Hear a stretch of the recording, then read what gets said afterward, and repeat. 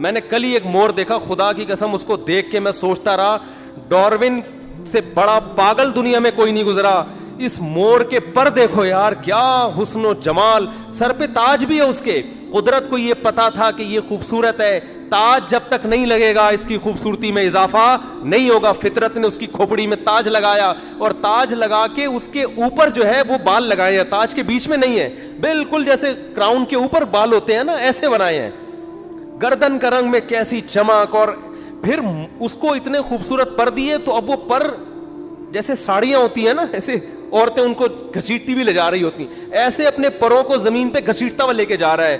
اور مور ہے واحد جانور جو اپنے پر کھول کے دنیا کو دکھاتا ہے. حسن اتفاق ہے کہ اسی کی کھوپڑی میں دکھانا لکھا ہوا ہے. گدھا شور نہیں مارتا, گدھے اسٹائل, گدھے کو دیکھا کبھی ناز و نخرے دکھا رہا ہو, اسٹائل پوز بنا کے. فطرت نے اس کو بتایا ہوا ہے کہ تو گدھا ہے, گدھے والی حرکتیں تیرے پہ سوٹ کرے, تو ڈھینچو نیچو کر, کلاٹیاں کھا. مور کے اسٹائل میں کبھی اپنے شو مارنے کی اور پوز بنانے کی کوشش نہیں کرنا. گدھا کبھی نہیں کرتا پوز. مور جو ہے وہ پوز بناتا ہے, اپنے دکھاتا ہے نا. یہ اتفاق ہے. او بھائی, کوئی خدا ہے جس کو پتا ہے کہ جب میں نے مور کو خوبصورتی دی ہے تو اس کی خوبصورتی ایکسپوز اسی صورت میں ہوگی کہ کبھی کبھار وہ اپنے پروں کو کھول کے دنیا کو دکھایا کرے, اور اپنے رنگ دکھا کے ڈاروین کا منہ چڑھائے, اور ملحد اور ایتھیس کا منہ چڑھائے کہ بتا یہ کلر خود سے پیدا ہو سکتے ہیں کسی چیز میں, یہ کیسے پیدا ہو سکتے ہیں. تو ہمیں اپنے جو خدا ہے نا اس کے کہ وہ کارساز ہے, وہ کام بناتا ہے, اس کے لیے اس کے مزید کاموں کے ثبوت کی ضرورت نہیں ہے. اتنے کام اس نے کر کے دکھا دیے ہیں کہ وہ تبھی قرآن اپنے کام جو اللہ نے کیے ہیں نا انہیں نشانیوں کے طور پہ دکھاتا ہے. ان فی خلق السماوات والارض واختلاف اللیل والنہار لآیات لأولی الالباب. اگر کوئی ہندو ہم سے پوچھے کہ ہمارا بھگوان کچھ نہیں کر پاتا, تمہارا کیا کرتا ہے, ہم کہیں گے جو کچھ کیا ہے کس نے کیا ہے, ہمارے والے نے کیا ہے, کیونکہ ہم نے تو نہیں کیا, اور دوسری کوئی مخلوق ہے بھی نہیں جو کرنے والی, تو کس پر کون کر رہا ہے پھر. وہ خدا ہے جو ہمیں نظر نہیں آتا, جس نے کتابیں نازل کی, جس نے پیغمبروں کو بھیج کے اپنا تعارف کروایا. تو اتنا کچھ کر چکا ہے. اس نے مور بنایا, اس نے خربوزے بنائے, اس نے انسانوں کو بنایا. آنکھ, الم نجعل لہ عینین.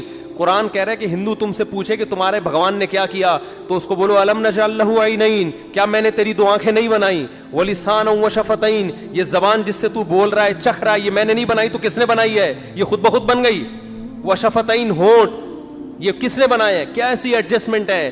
زبان کا کام بولنا بھی ہے, چکھنا بھی ہے, اور ایسے آلات. ایک گوشت کا ٹکڑا ہے, میٹھے کا بھی اندازہ لگا لے گا, کڑوے کا بھی اندازہ لگا لے گا, گرم کا بھی, ٹھنڈے کا بھی, خوشبو نہیں پتہ چلے گی. ناک میں ایسے آلات لگا دیے, وہ میٹھا گرم ٹھنڈا نہیں بتائے گی, وہ فوراً سونگھ کے بتا دے گی بدبودار ہے یا خوشبودار. آنکھ گرم ٹھنڈا یا بدبو خوشبو نہیں بتائے گی, وہ کلر دیکھ کے بتائے گی آنکھ کہ کلر کیسا ہے اس کا. کان آواز سن کے بتائیں گے یہ کیسا سنتا ہے, کچھ اور نہیں کر سکتے. اور یہ ساری چیزیں اتنی سی کھوپڑی میں اتنے سارے پیچیدہ آلات فٹ کر دیے, ٹھیک ہے نا, اتنی سی کھوپڑی میں اتنی پیچیدہ مشینیں جو اب تک جاپان کے سائنسدان بھی نہیں بنا سکے. تو یہ میں کہتا ہوں ایک مشین خود نہیں بن سکتی, یہ مشین بن کے ایک کھوپڑی میں فٹ ہو جائے, اور وہ کھوپڑی کے پوری باڈی کے ساتھ لنک ہو, اور وہ پوری باڈی ایک مربوط نظام میں آ جائے, یہ آٹومیٹیکلی خود بخود نہیں ہو سکتا. ہم نے یہ کام نہیں کیا ہے, تو کس نے کیا ہے, کوئی ایک ذات ہے جو کر رہی ہے, وہی اپنا تعارف کرواتے ہیں قرآن میں, وہی پیغمبروں کے ذریعے. تو ہمیں اپنے خدا کے بہت کچھ کرنے کے ثبوت کے لیے مزید دلائل دینے کی ضرورت نہیں ہے. اور آگے بھی جو کچھ کرے گا وہ کون کرے گا, وہ خدا. تبھی ہم اس سے مانگتے ہیں. اب جو ملحد لوگ مذاق اڑاتے ہیں, تم دعا مانگتے ہو, ہوتا تو کچھ نہیں ہے. ہم کہتے ہیں اسی لیے کچھ نہیں ہوتا کہ تمہارے جیسے لوگوں کو ایمان کی توفیق نہ ملے. ہمیں جب پتا ہے وہ سب کچھ کر سکتا ہے تو ہم اس سے مانگتے ہیں. اس کی مرضی کرے نہ کرے یہ ہمارا ہیڈک نہیں ہے, یہ کس کی ذمہ داری ہے. بھائی آپ کو پتا ہے کہ علاقے کا تھانے دار ہے اور آپ کا خیر خواہ بھی ہے. علاقے میں ایس ایچ او صاحب آ گئے, آپ کو جیل سے رہائی بھی دلا سکتے ہیں, گرفتاری سے بچا بھی سکتے ہیں, اور آپ سے ان کی دوستی بھی ہے, آپ کو مروانا بھی نہیں چاہتے. آپ نے اپلیکیشن بھیج دی, سر سنا ہے کل مجھے پولیس والے اٹھا لیں گے, کائنڈلی آپ میری مدد کریں. تھانے دار تک رپورٹ پہنچ بھی گئی, آپ کو پتا ہے کہ اس کو مجھ سے محبت بھی ہے, آپ کا باپ ہی ہے وہ, سمجھ لو ابا ہے آپ کا. کون ہے وہ؟ ابا. پھر بھی وہ اپلیکیشن پر عمل نہیں کر رہا, موبائل آتی ہے اٹھا کے لے جاتی ہے. اگر آپ کو ایس ایچ او پر اعتماد ہے, آپ کہو گے یار اسی میں کیا ہوگی, خیر ابا نے کوئی وجہ ہوگی جو اٹھوایا, ابا کہہ رہے تو ایک دفعہ اٹھ کے اندر آ جا پھر دیکھتا ہوں, کوئی کیس کی نوعیت اس قسم کی ہوگی. آپ 10 تعویلات کرو گے کہ یار جو میرا دشمن نہیں ہے وہ میرے لیے کیا کرے گا, وہ صحیح کرے گا. بعض دفعہ اس لیے بھی گرفتار کروا دیا جاتا ہے کہ کسی بڑے دہشت گرد سے بچانے کے لیے, کسی کیس سے بچانے کے لیے. بھائی بہت سے لوگ مجرم ہوتے ہیں نا, ان پہ قتل کا کیس ہوتا ہے تو وہ وکیل پیش کرتا ہے کہ یہ تو فلاں دنوں میں جیل میں تھے, ٹھیک ہے نا, یہ تو جیل میں تھے, تو وہ اتنا خوش ہوتا ہے شکر ہے میں اس وقت کہاں تھا, جیل میں, ورنہ یہ قتل کا کیس میرے اوپر ہی آتا.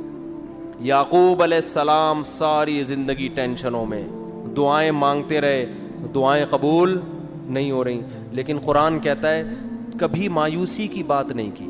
جب بھی ان کے بچوں نے کہا ابا آپ کو ابھی تک یوسف یاد ہے, انہوں نے فرمایا اعلم من اللہ ما لا تعلمون, میں اللہ کے بارے میں وہ کچھ جانتا ہوں جو تم نہیں جانتے. تو جب کوئی ملحد ہم پر اعتراض کرتا ہے, تم دعاؤں کے لیے ہاتھ اٹھاتے ہو, ہوتا تو کچھ نہیں ہے.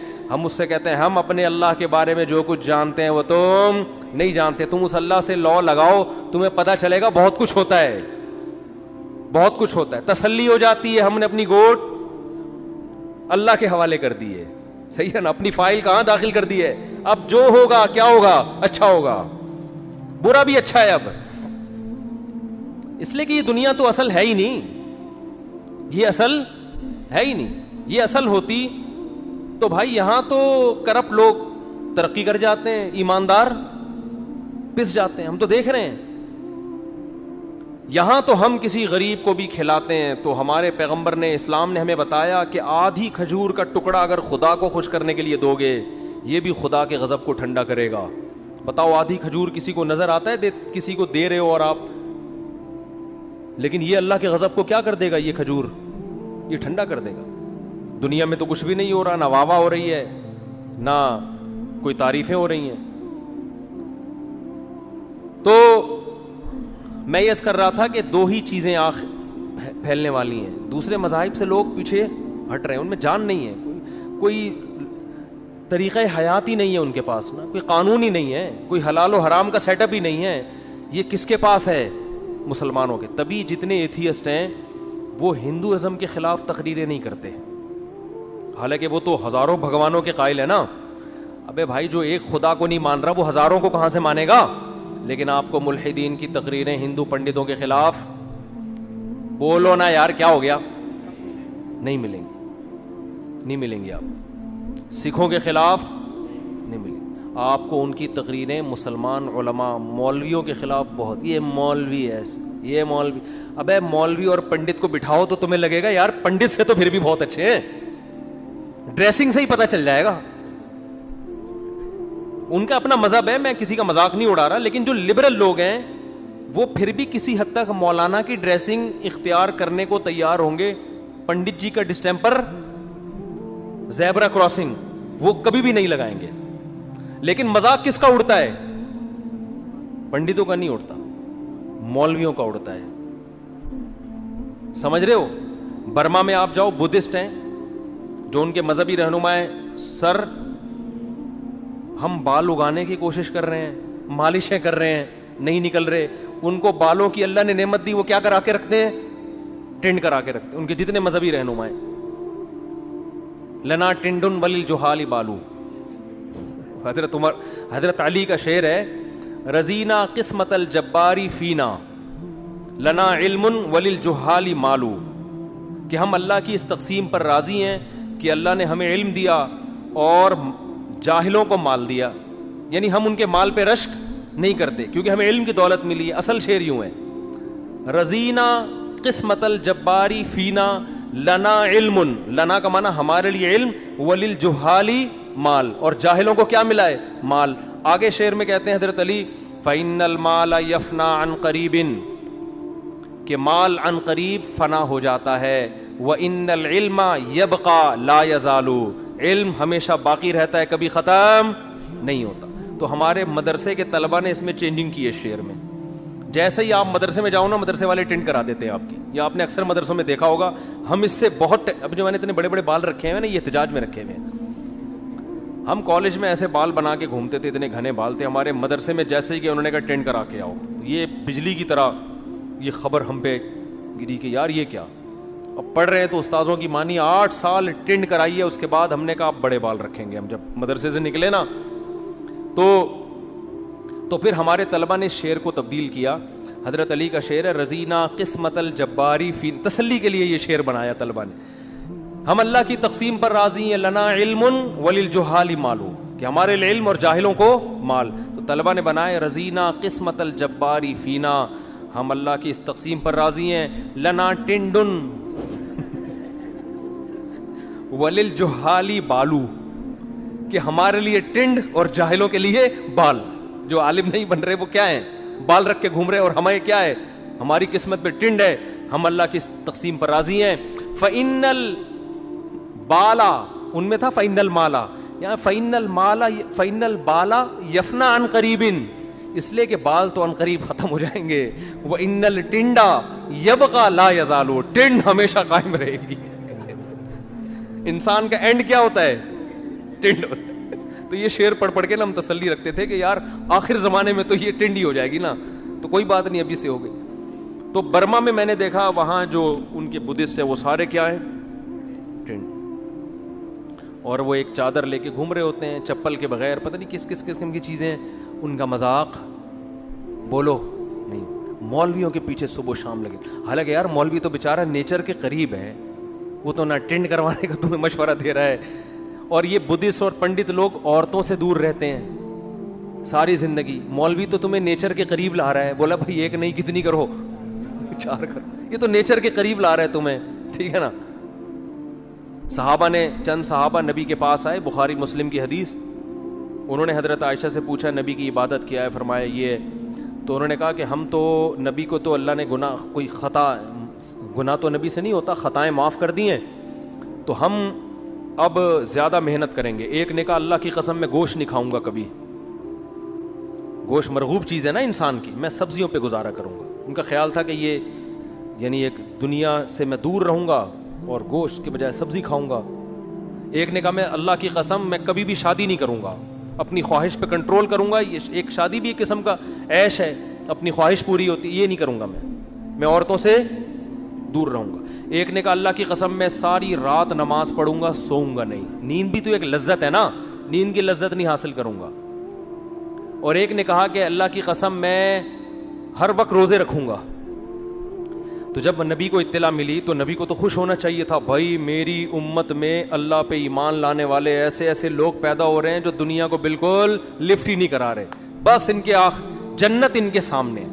یہاں یہ گویا کے پان کے پتے کھا کے سبزیاں کھا کے گزارا کریں گے, گوشت کہاں کھائیں گے جا کے, جنت میں. ایسے دنیا کو لات ماری ہے انہوں نے, ہے بھائی ایسے ہی لوگ مجھے چاہیے. ہونا تو بظاہر ایسا ہونا چاہیے تھا نا یار, ایسے قربانی والے ساتھیوں, اپنی خواہش پہ بھی کنٹرول, کوئی عورت مرد کچھ نہیں, اللہ اللہ, اور میدان جہاد میں بس بہادری کے جوہر, اور سبزیاں کھائیں گے, گوشت موش کباب تکے مکے سب.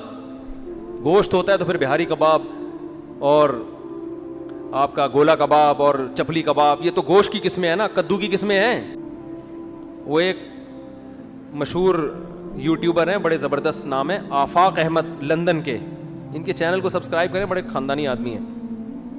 یہ اکثر علماء کے دفاع میں, آفاق احمد ہی نام ہے نا, آفاق خان, پورا نام بتاؤ, کوئی اور آفاق نہ آ جائے نا. آفاق خان احمد, احمد نہیں ہے, آفاق خان. یو کے سے یہ بڑا اچھے کلپ بناتے ہیں یہ آفاق خان نا, لندن میں. اور یہ جو خاص طور پہ ایتھیس اور جو بھی علماء کے خلاف لوگ ہیں نا, تو میں جب سفر میں ہوتا ہوں تو پھر میرے پاس ٹائم ہوتا ہے, لوگ گاڑی میں اکثر خود ہی ڈرائیو کرتا ہوں, تو وہ پھر جو ساتھ بیٹھا ہوا ہوتا ہے وہ لگا دیتا ہے کلپ, کبھی کسی کا لگا دی, محمد آفاق خان, تو یہ لوگ کلپ لگا دیتے ہیں. تو اس وقت میرے پاس ٹائم ہوتا ہے ڈرائیونگ کے دوران. تو ان کا ایک کلپ ابھی آیا, اس کے بارے میں قربانی کے کسی نے مخالفت کی, کسی خاتون نے, کہ یہ اتنے معصوم جانور مسلمان ان بیچاروں کو کاٹ کاٹ کے ختم کر دے, ان جانوروں پہ ترس کھاؤ, ان کی زندگیاں بچاؤ. تو محمد آفاق خان نے کلپ بنایا, یہ تھوڑی ریسرچ کرتا ہے یہ آدمی نا, اس لیے مجھے ذرا اچھا لگتا ہے. اس نے کیا کیا, ان کے ٹویٹ میں جا کے کہیں سے تلاش کیا, محترمہ لکھا ہوا تھا مجھے نہاری بہت پسند ہے, مجھے نہاری بہت پسند ہے. تو محمد آفاق خان نے کہا لگتا ہے محترمہ کدو کی نہاری کھاتی ہیں شوق سے کیونکہ جانور ذبح کرنے کے یہ کیا ہے وہ تو معصوم جانور ہے نا, جس کی نہاری کیا کدو کی بنتی ہے تو مجھے یہ جملہ بڑا اچھا لگا کہ لگتا ہے, پہلے اس کا ٹویٹ نکالا کہ یہ کہہ رہی ہے کہ مجھے نہاری, تو ان کو بقرعید پہ جانور کٹتے ہوئے اچھے نہیں لگتے جو اللہ کے لیے کٹ رہے ہیں, جو اللہ کو خوش کرنے کے لیے, ان کو نہاری کھاتے ہوئے جانور کٹتا ہوا اچھا لگتا ہے. اس سے یہ جو جملہ تھا نا کہ لگتا ہے محترمہ کدو کی نہاری شوق سے کھاتی ہیں یا پتہ نہیں لوکی کی نہاری شوق سے کھاتی ہیں. تو میں اس پہ بول رہا تھا کہ جتنی مزے کی ڈشیں ہیں وہ کس کی بنتی ہیں, گوشت کی. وہ لوکی کی, تھوڑی لوکی کا ایک حلوہ بن جائے گا, چینی ڈالو, زیادہ زیادہ یہی ہوگا. جو جتنے مزے کی خوراکیں ہیں, جو چٹپٹی چیزیں ہیں, نہاری بھی اس سے بنے گی, کوفتے بھی اس سے بنے. کوفتے کے بھوک لگ رہی ہو, کوفتے کے نام میں لذت ہے, کوفتے کے نام میں لذت ہے بھائی. بھوک لگ رہی ہو, اگر پیٹ بھرا ہوا تو پھر تو سب فضول ہے. میں نے یہ تجربہ کیا ہے, حلفیہ بول سکتا ہوں, جب بھوک لگ رہی ہو کھانے پینے کی باتوں میں خدا کی قسم بڑا مزہ آتا ہے حقیقت. اور جب پیٹ بھرا ہوا ہو نا, میں نے تجربہ کیا ہے, کھانے پینے کی باتیں بھی اچھی. یہ میں نے اپنے اوپر تو کیا ہے میں نے تجربہ, لوگ بھی دلچسپی لیتے ہیں اس میں. تو وہ اس نے کہا کہ کدو کی نہاری کھاتی ہوں گی شہری ہے نا. تو جتنی چٹپٹی مزے کی چیزیں کس سے بنتی ہیں, گوشت. لذت بھی اللہ نے اس میں رکھی ہے. تو صحابی نے کہا میں دنیا سے بے رغبتی اختیار کروں گا, گوشت نہیں کھاؤں گا. اور ایک نے کہا میں ہمیشہ روزے رکھوں گا, کبھی ناغہ نہیں کروں گا. اور ایک نے کہا میں ساری رات جاگتا رہوں گا, نمازیں پڑھ سوؤں گا نہیں. ایک نے کہا میں کبھی شادی نہیں کروں گا, یہ عیش و عشرت ہے بس ایسے اللہ اللہ بس. تو دیکھو جھوٹا نبی ایسی باتوں سے خوش ہوتا ہے کہ مجھے ایسے لوگ چاہیے قربانی والے, کیونکہ اب اس ڈیزائن کی جب چیزیں پیدا ہوں گی تو ان کو تو آگ میں پھینکو, وہ آگ میں چھلانگ لگا دیں گے. کیا خیال ہے, ایسا ہی ہے نا. ایسے لوگ تو صحیح غلام بنتے ہیں, لیکن ہمارے نبی چونکہ نیچر سکھانے آئے تھے. اسلام دین فطرت ہے, فطرت کا دوسرا نام ہے, اس لیے نبی نے ان کو اپریشیٹ نہیں کیا بلکہ تنبیہ کی. فرمایا اتزوج النساء, میں تو عورتوں سے نکاح کرتا ہوں. ہے بھائی, یہ مجھ سے بھی آگے نکل رہے ہیں. میں تو گوشت بھی کھاتا ہوں, میں تو سوتا بھی ہوں, نماز بھی پڑھتا ہوں, آرام بھی کرتا ہوں, میں تو روزے بھی رکھتا ہوں, ناغے بھی کرتا ہوں, صحت کا بھی خیال کرتا ہوں. پھر ایسے موقع پہ آپ نے فرمایا مر رغب عن سنتی فلیس منی, جو میرے طریقے سے ہٹ کے چلے گا وہ مجھ سے بولو نہیں ہے. وہ کسی اور مذہب کو فالو, وہ اسلام نہیں ہے, اسلام نہیں ہے یہ. اس لیے خام خواہ میں نا علماء جب گاڑیوں میں گھوم رہے ہوں, کھا رہے ہوں کباب چپلی, تو اعتراض نہ کیا کرو ان مولویوں کو دیکھو کیا ہو رہا ہے. پتہ نہیں خام خواہ میں کیوں برے لگ رہے ہیں تمہیں کھاتے ہوئے یار. اور لوگوں کی بھی عادت ہے, جب ہماری میں تو دعوتیں قبول نہیں کرتا, بس یہ جلدی سے بات کو سمیٹ کے میں بیان ختم کرتا ہوں. میں دعوتیں قبول نہیں کرتا, ٹائم نہیں ہے. لیکن کبھی کبھی دعوت کوئی ہو جائے تو لوگ پرتکلف بکرے وکرے رانے وانے لا کے رکھ دیتے ہیں, تصویریں کھینچ کے کہاں ڈال رہے ہیں, عجیب منظر جا رہا ہوتا ہے. ایک دفعہ میں بیٹھا ہوں سوراب کوٹ پہ نا, اتنی بڑی روٹی میرے سامنے, اور میں ایسے اسٹائل میں بیٹھا ہوا نا یوں کر کے, میں اپنا اسٹائل تھا. اتنی بڑی روٹی میرے سامنے اور اتنی بوٹیاں پوری بھری ہوئی نا, وہ بھینس کی بوٹیاں ہوتی ہیں, وہ اس کو لوگ دمبے کی کہہ کے کھا رہے ہوتے ہیں. تو اتنی بوٹیاں, وہ تصویر جناب کسی نے کھینچ لی, اور میں نے کہا اللہ کا واسطہ ہے اس کو ڈیلیٹ کروا دے یار. وہ ملحدین کو مل گئی تو وہ بولیں گے یہ دیکھو کیا ہو رہا ہے, یہ دیکھو کیا ہو رہا ہے. تو اس لیے میں منع کرتا ہوں یار, ہم میری خوراک جو میرے ساتھ اٹھنے بیٹھنے والے لوگ ہیں ان کو پتہ ہے بہت, میں نے کل رات کھانا کھایا ہے, اس کے بعد آج مغرب میں کھانا کھایا ہے. صحیح ہے نا, سمجھ رہے ہو کہ نہیں سمجھ رہے. اتنا میں ناغہ کرتا نہیں ہوں, لیکن اتنا کر بھی لیتا ہوں بعض. میری کوئی بہت زیادہ خوراک نہیں ہے, لیکن دعوت کرنے والا تو اپنی محبت میں بکرے کی رانے سامنے لا کے رکھ رہا ہے. وہ یہ نہیں دیکھ رہا اگر زیادہ چلو کھا بھی لیا زیادہ تو کیا ہو گیا بھائی, اس کا مطلب بھائی ماشاءاللہ کیا ہے, جان ہے, کھا رہا ہے بھائی, خوش ہونا چاہیے نا. ایسے مذاق اڑاتے ہیں. ہمارے نبی نے کیا فرمایا کہ بھئی ان چیزوں میں دین نہیں ہے. وہ بکرا کھائے, وہ دمبا کھائے, وہ جس کو اللہ نے جتنی وسعت دی ہے وہ کھائے. سوال پیدا ہوتا ہے پھر نبی فاقوں سے کیوں رہتے تھے؟ بھائی نبی اپنے پاس مال رکھتے ہی نہیں تھے کھانے کے لیے. صبح آیا, شام ہونے سے پہلے سارا صدقہ کر دیا, تو رکھتے ہی نہیں تھے. تو نبی کا بہت بڑا ظرف تھا. مال ہو پھر دال کھا رہے ہو بکرا چھوڑ کے, یہ کنجوس ہونے کی علامت ہے, یہ نیک ہونے کی علامت. پیسہ اللہ نے دیا ہے پھر بھی آپ چنچی میں گھوم رہے ہو, گاڑی نہیں خریدتے, تو یہ سادگی نہیں ہے. اٹ از کالڈ کنجوسی. اسے کیا کہتے ہیں؟ کنجوسی کہتے ہیں. کہ ہوتے ہوئے بھی استعمال نہ کرے, جب ہے تو پھر کھاؤ بھائی, بکرے بھی کھاؤ, دمبے بھی کھاؤ, اور چربی بھی کھاؤ, اور جو ہے جائیدادیں نہ کھاؤ بس بہنوں کی.